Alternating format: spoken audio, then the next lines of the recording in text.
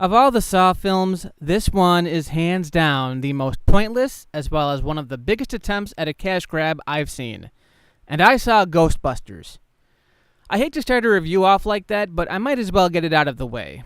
In my opinion, once Jigsaw died, there was no point in continuing the story, no matter how many times they brought in Tobin Bell to flesh out the story.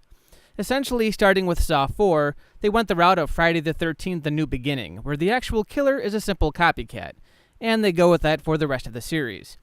Needless to say, Agent Hoffman is again pulling all the strings, trying to close any loose ends. His main target in this one is Jill, who failed to take him out at the end of Saw 6. And, by the way, that felt really cheap.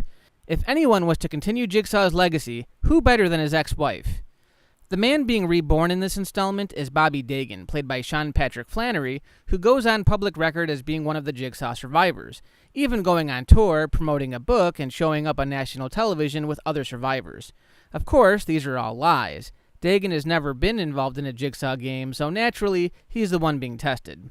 As usual, it's either choose to die or sacrifice himself to try and survive. And this time, he's not just trying to save himself, but his wife.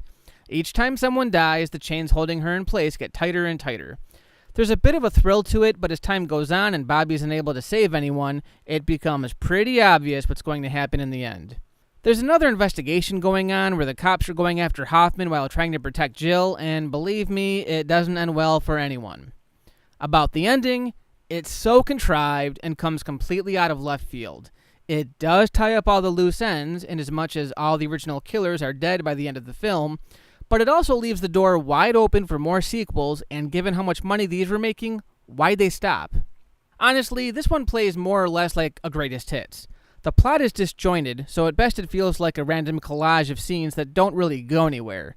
The plots in most of these films were never that coherent to begin with, and some were more focused than others, but it was obvious that they really wanted to make use of the 3D, so unless you've got an expensive 3D television, there's really no point in watching this at home. So as a series, am I impressed?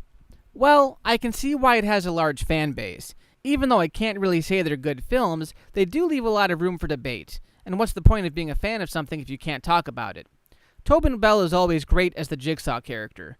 Of course, one of the reasons why the films seriously began to lack in quality was because of his diminishing appearances as they went on.